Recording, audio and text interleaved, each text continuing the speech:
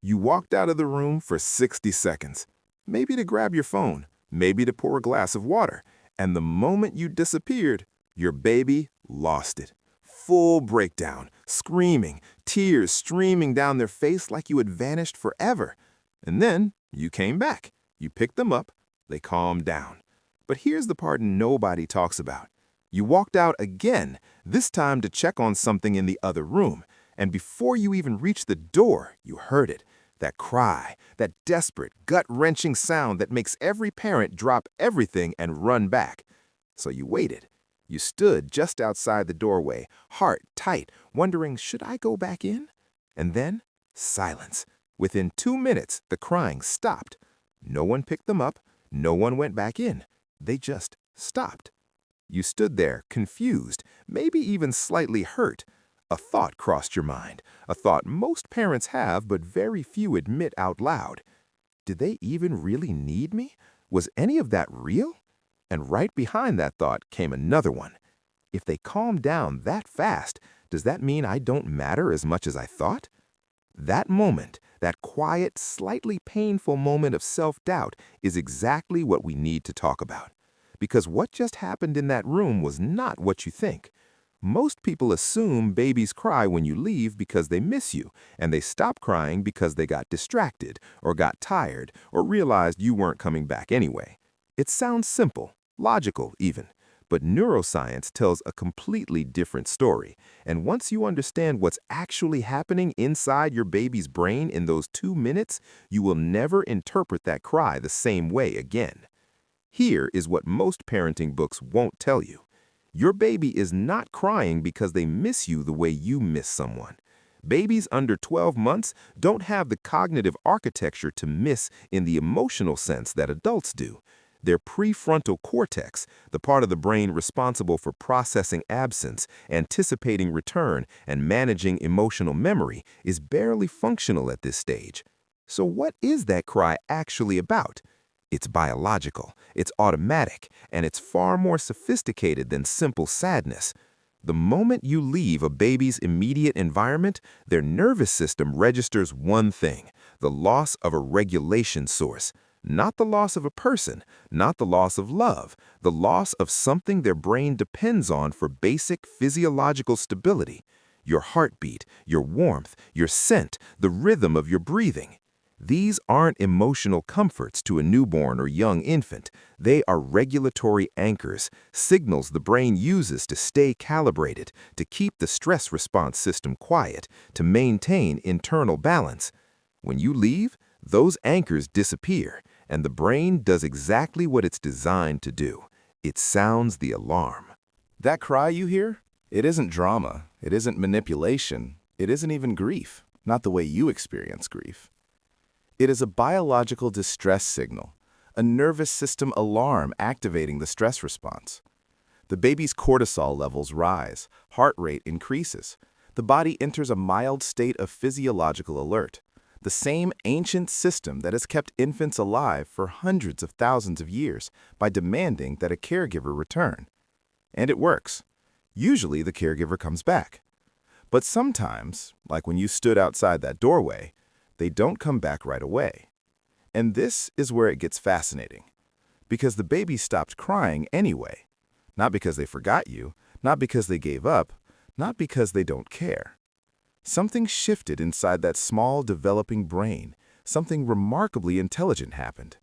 The brain recognized that the alarm wasn't working, that the regulation source wasn't returning, and it made a decision. Not a conscious one, not a choice in the way you make choices, but a neurological one. Conserve energy, adapt, self-regulate. Researchers call this the conservation withdrawal response. When prolonged distress brings no relief, the nervous system begins to down-regulate itself. Crying stops. The body goes quieter. Cortisol levels begin to stabilize, not because the stress is gone, but because the system has shifted strategy. Your baby didn't calm down because they were fine. Your baby calmed down because their brain found another way to survive without you, temporarily. Let that land for a second. That 2-minute recovery you witnessed, that wasn't indifference. That was your baby's nervous system doing something extraordinary, learning in real time to hold itself together without its primary anchor. Now here's the part that changes everything.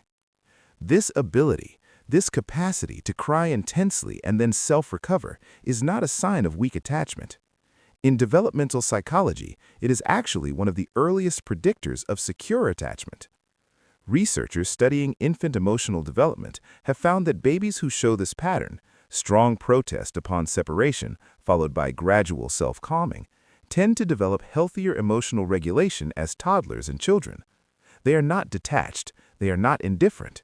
They are developing the precise neurological balance that healthy independence is built on. Two things happening at once: trust in the caregiver's return and the beginning of internal resilience.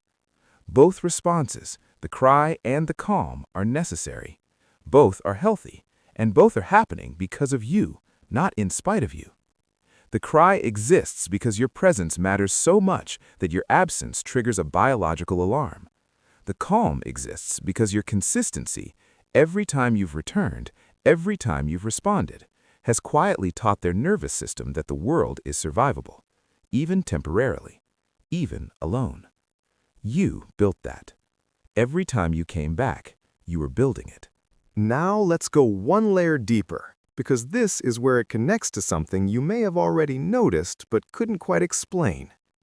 Why does the cry sound different depending on which parent leaves? Why does a baby sometimes scream when one person walks out and barely react when the other one does? This is the part most parenting content never touches. Babies don't attach to all caregivers equally, and it has nothing to do with who loves them more. It has nothing to do with time spent or sacrifice or effort. It has everything to do with co-regulation patterns.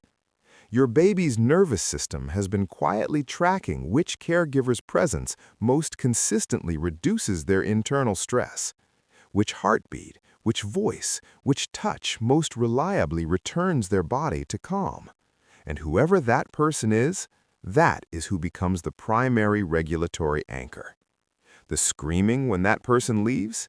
It's proportional. Louder alarm for a bigger anchor. That's not favoritism. That's neuroscience. And here is the part that matters most, especially if you're the parent who sometimes feels like they're not the preferred one. The preference isn't permanent. It shifts with developmental stages. It shifts with routines. It shifts based on who is present during moments of high stress, illness, or transition. And the parent who isn't the primary anchor right now, they are still doing something irreplaceable. They are giving the baby a second regulatory system, a backup nervous system support that research shows creates emotional flexibility and social confidence later in life. There is no wasted love here. There is no wrong parent. There is only a developing brain trying to map its world, deciding who is safe, who is consistent, who will return, and building its entire emotional future on those early conclusions. Your baby didn't stop crying because you stopped mattering. Your baby stopped crying because you matter so much that their brain has already begun learning to carry you, even when you're not in the room. That silence after the storm, that's not absence. That's your baby holding a version of you inside them, a version built from every return, every soft voice, every time you showed up. The cry is the alarm. The calm is the proof. Both are the same message, said two different ways. You are safe. You always come back, and I am learning, slowly, beautifully, to believe that even when I can't see you. That is not distance. That is the beginning of trust. And trust, built this early, this quietly, this consistently, is the foundation everything else is built on. So the next time you walk out of the room and hear that cry, and then hear it stop, don't wonder if you matter. Wonder instead at what you've already built.